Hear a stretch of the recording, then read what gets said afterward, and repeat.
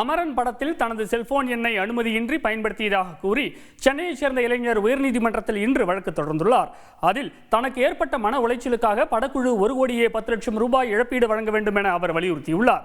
பின்னணியை விவரிக்கிறார் செய்தியாளர் சுரேஷ். காஷ்மீரில் தீவிரவாதிகளுக்கு எதிரான சண்டையில் வீரமரணம் அடைந்த தமிழ்நாட்டைச் சேர்ந்த ராணுவ அதிகாரி மேஜர் முகுந்த் வரதராஜனின் வாழ்க்கை வரலாற்று படமான அமரன் திரைப்படம் சிவகார்த்திகேயன் நடிப்பில் தீபாவளி அன்று வெளியாகி மிகப்பெரிய வரவேற்பை பெற்றது. தியேட்டர்களில் 1 மாதத்திற்கு மேலாக வெற்றிகரமாக ஓடிக்கொண்டிருந்த அமரன் படம் இதுவரை 330 கோடி ரூபாய்க்கு மேல் வசூல் செய்து சாதனை படைத்துள்ளது.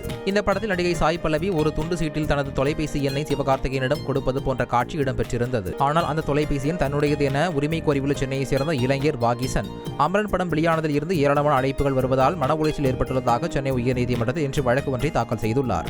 அதில் படத்தில் தனது செல்போன் எண் வரும் காட்சியை நீக்குமாறு கோரிக்கை வைத்தும் படக்குழு எந்த நடவடிக்கையும் எடுக்கவில்லை என்றும், எனவே தனக்கு 1,10,00,000 ரூபாய் இழப்பீடாக வழங்க உத்தரவிட வேண்டும் என்றும் கோரிக்கை விடுத்துள்ளார். மேலும் அமரன் படத்தை OTT தளத்தில் வெளியிட தடை விதிக்க வேண்டும், படத்திற்கு வழங்கிய தணிக்கை சான்றை ரத்து செய்ய வேண்டும் என வாகிசன் நீதிமன்றத்தில் முறையிட்டிருப்பது பரபரப்பை ஏற்படுத்தியுள்ளது.